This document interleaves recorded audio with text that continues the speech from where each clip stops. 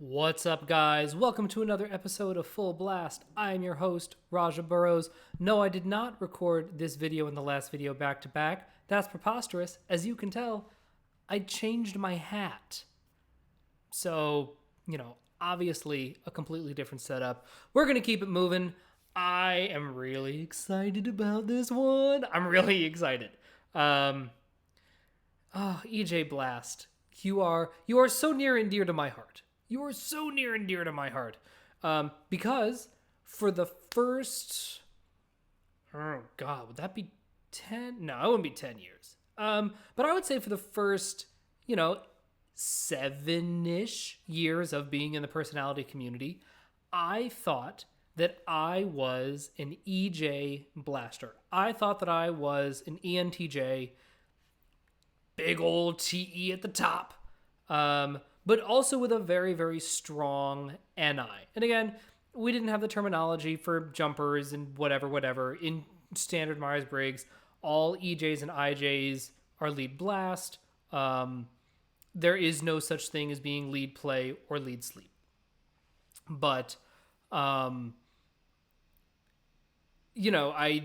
very much identified with the ENTJ archetype, with the tropes surrounding having a lead extroverted decider, and then having the my introverted decider, the FI in my case, being at the bottom of my function stack. Made total sense to me. I totally got it. It was great. So I'm gonna be a little biased because for so long this is what I thought I was, but I am not. And there are some absolutely crucial advantages that EJ blasters have over IJ blasters like myself, depending on the circumstance. And as I spoke about this in the very first video, what I really want to make clear in all of these videos is I'm a big proponent of positive psychology in general. I think that objective personality is a tool, and I think it should be used as such. There are good hammers and bad hammers. A good hammer being one that is properly weighted, well balanced, has a good nub on the end. You can pull nails out, like it does the things a hammer's supposed to do. But there's no such thing as like hammers are inherently bad. Well, yeah, if I need to screw something in, like a hammer is really bad if I'm trying to install a graphics card on my computer. Yeah, a hammer's pretty fucking bad. But if I'm trying to hang, a wall mounted something, a hammer could be a really good tool for the job. A better tool than a screwdriver, because I just go, tuk, tuk, done. So all of this is very, very context dependent. And there are a lot of contexts where the EJ's deciderness is a huge boon. It's a huge boon. And I really see that, I can definitely see that there are contexts where my natural tendency to double decide, even though I am as cranked up as an INTJ can get, I am still very, very, very much a double decider. And there are lots of contexts where that's great. There are lots of contexts where that is not what is needed. When it is really about, can I communicate my perspective, my subjective worldview, how I have organized the things around me to as many people as possible, with the intent and goal of let me inspire and connect with as many humans as possible, and really prioritizing the individual humans that you're connecting with. Garyvee, we're going to talk about him. He may come up in the savior, in the lead play version, but he also, he's a savior blaster. Same with Tony Robbins. And what makes them so compelling is their ability, I believe, to single decide. It's weird, right? So we talk a lot about in objective personality how it's our middle functions, that's our superpower, that's absolutely true. But all of the functions work together. And, there are definitely advantages to being able to double observe, right? And being able to just sort of naturally, viscerally be scanning your environment kind of effortlessly, being, all right, I'm taking in this and that and this and that, and I'm thinking in a number of different directions, and I can roll with whatever control is imposed, whatever chaos comes out of nowhere. The double observers, the EJs and the IPs, are pretty adept at just kind of rolling with that. And that's, listen, as a single observer, that's fucking awesome. That is fucking awesome.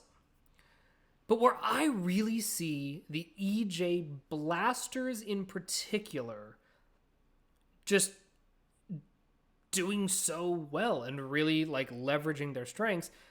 So because, especially if you're a lead blaster. So if you're a lead EJ blaster, that means at the top of your stack, in a savior state, kicking ass, doing the thing, is your DE. But then you have an introverted savior function as well. So you're going to have a little bit of that balance in a way that the Garyvees and the Tony Robbins, they're just fucking cranked. Like they are just, they are full blast. Like they are just off the charts, extroverted, in your face. They're also both double masculine. You're like, holy shit, that's a lot. But the lead blasters, they are very committed to checking with their internal OI framework of just how things make sense to them. And it's not that they can't go off a cliff. Listen, an EJ going off a cliff, there is nothing more spectacular than watching an EJ just crash and burn because they have ignored their DI. But you're not going to get that like, blah, necessarily quite as much. It's going to be a little bit more tempered, a little bit more measured. I'm thinking of people in particular like Oprah Winfrey and Russell Brand. Those are actually two of my favorite EJ lead blasters. So they're both ENFJs. But when you watch them communicate, there's a control to their communication. Russell Brand, so Russell is double masculine, blast, play, consume, sleep, last. And Oprah is blast, play, sleep, consume, last. So they're very, very close. They both have masculine sensory. They both have FE at the top of their stack. And it's, when you watch them communicate, they're so clear. They're like, this is what I want to communicate. This is the thing. And it's tight. There's just like a natural tightness to it. Whereas, so for me, so again, as I've talked about a little bit, certainly in the Facebook group, making these shorter videos is really hard for me. It's really hard for me. Even though I'm an IJ with lead blast, my double activated savior function is play. It's DE and OE. And it's real easy for me to just kind of go off the rails and then have to rein it in, which leads to fucking 50-minute videos, which is great for me, not as compelling for the audience. But when I see someone like Russell Brand, he makes these lovely, just like these tight 10-minute videos because he knows and he's aware of like, listen, he wants to reach as many people as possible. He's just attuned to the size of the audience in a way that I'm not. And that attunement is incredibly advantageous in the age of social media. Because you'll be able, like, again, just your wiring, for lack of a better word, is going to be looking for and thinking about who's watching this? How many eyeballs are on me? How many people am I actually connecting with? How many people am I helping? That's really cool.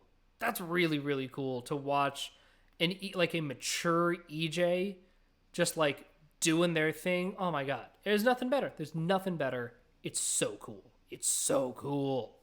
You know, and again, the blasters, they just, you know, with that DE and that OI, they can narrow it down. Like, they're not, their version of running themselves off a cliff is not gonna be quite the same as like a lead play running themselves off a cliff necessarily. In order for the EJs to communicate with as many people as possible, and really to be able to sustain it, they have to do the same kind of consume work that the IJ blasters do. So the IJ blasters, the biggest reason that they're going to need to do the consume work is for that OE at the bottom. To be like, is there another path that I didn't think about? Because the IJ, right, it's lead OI, narrowed down, focused in, kind of tunnel vision-y, which, as I've said in a lot of other videos, great if you guess right. Like, cool, you fucking nailed it. But the world just changes so quickly that for the IJs, they really need to venture out and be like, is this path the most efficient path? Can I be doing this path better? Like, is there better scaffolding? Are there better tools that I can use? And again, that updating of the worldview a little bit, right? Because they have the DI in the middle, right? For the lead TEs, it's going to be FI. For the lead FEs, it's going to be TI. And so the IJs, you know, they're going to have to do that updating their worldview for sure. But it really is to compensate for that overabundance of wanting to narrow down and stay very much in one lane, right? But for the EJs, they're still going to have to do that consume work, but it's going to be coming more from, is this still really authentically me? Because what will happen, this is just true for everybody in all of life, because, you know, as the seminal television program Girl Meets World once said, people change people. People change people. And it's very, very easy, and I even feel this as sort of the cranked up IJ, that when you interact with a lot of people, and when you're attuned to getting the approval of a lot of people and bringing a lot of people into your tribe and connecting with a lot of people, what's gonna happen is you're gonna let some people in who are not good for you, who do not inspire positivity and productivity. They're just not, because that's how large numbers of people work, right? If you slowly grow your social circle, and you might, and again, like, sometimes it's really benign. Maybe they change, maybe you change. But sometimes it's just, oh yeah, I met this person at a party. I met this person at an audition. Sure, add me on Facebook. And then all of a sudden you find yourself fucking getting into fights with them. And you're like, oh, I don't know if I can unfriend this person because we see each other at work and that's going to be awkward. And like, I don't know. And it can get very dramatic. I have personally experienced this 100%. And so for the EJs, doing the EJ blasters, doing that consume work is particularly important because, yes, it does balance out the OI. Again, lead blast, they're going to want to narrow down just naturally. And so getting that OE, part of the consume in there will absolutely be about, like, am I going down the right path? Am I trying to connect with the right kinds of people, right? Or, like, for me, one of my big consume things is, like, I was on Facebook very intensely for 15 years. And then now I'm like, oh, that's not the platform that I need to be on as much. Like, that's not where my energy needs to be going because it's not as productive as it was when I joined. So there is going to be a component of that for the EJs as well. for the EJ blasters. But really for the EJs, it's doing that self-consumed check-in of like, am I still the same person I have been? Am I growing and changing in the direction that I want to grow and change? Because once you start blasting enough and you get that blast muscle down, you can just sort of like do it. You're blasting, you're doing the thing. And it's important to do that consume to make sure that the thing you're blasting about is something you still care about, right? So I'm going to jump back to the IJs for a second. For the IJ blasters, they need to do the consume to make sure that the thing they're blasting about is still relevant. But for the EJ blasters, their big part of the consume is like, do I still believe this? And to be perfectly honest, I was driven to change how I make content on this channel. And it came from a very EJ decider consume place. And what I realized is that the content that I was putting out was not as authentic as it could be or as I wanted it to be. And I was like, oh shit. No, like I really need to be talking about positivity and positive energy. And I wouldn't have realized that if I hadn't listened to Kevin Hart's audiobook. I just randomly consumed something. I was like, I heard about this and I like Kevin Hart. I think he's funny. You know what? Let me just listen to this book. It's 5 hours long. It's not that big a deal. And it was amazing. And I was like, oh shit. The stuff I'm putting out, not only did my IJ-ness get wrecked because I was like, I'm going in the wrong direction, but my EJ part, right, my DI was like, oh shit. I know what I want to put out into the world, and it isn't what I've been putting out into the world. So to bring it back around to the blasting, doing that kind of consume work will make your blast better. It's going to make it tighter. It's going to make it more visceral and hit. Listen, Oprah was the queen of not just daytime talk. She was the fucking queen of television. Like, she was the queen of mass communication. She was fucking enormous. And then she walked away from her show because she was like, I've been doing this for long enough. I want to do something else. And now she does the Super Soul Sunday. She's still doing shit. I think she even still has Harpo magazine or whatever the O magazine, like whatever the new version of her magazine is. I know Harper's her production company. But like she still has O magazine or whatever. Like she's still doing shit, but she tightened it up. She was like, you know what? I need to consume more experiences and have more new experiences so that my blast can do the blasty thing. And, you know, all of this is to say, all of these animals, all of these functions, all of this, everything works together. And doing one thing better is only going to make everything else stronger if you do it mindfully, if you do it from a place of, I just want to grow and give. I want to be the best version of myself. I want to put out the best, most positive, most productive energy, content, love, whatever into the world. If you come at it from that angle, now we're integrating. Now we're doing all the things. And again, for the EJs in particular, the more you can really do that identity check-in, especially if you're doing the blasty thing and like taking in new experiences and seeing if they match up with how you think you see yourself. Oh man.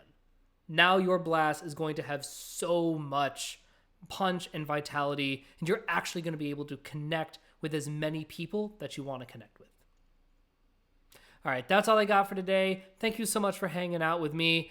This video series is fun. I'm slowly getting better at this under 20-minute video thing. As always, if you like this stuff, please be sure to like, subscribe, share it with your friends, and I will talk to you guys later. Bye!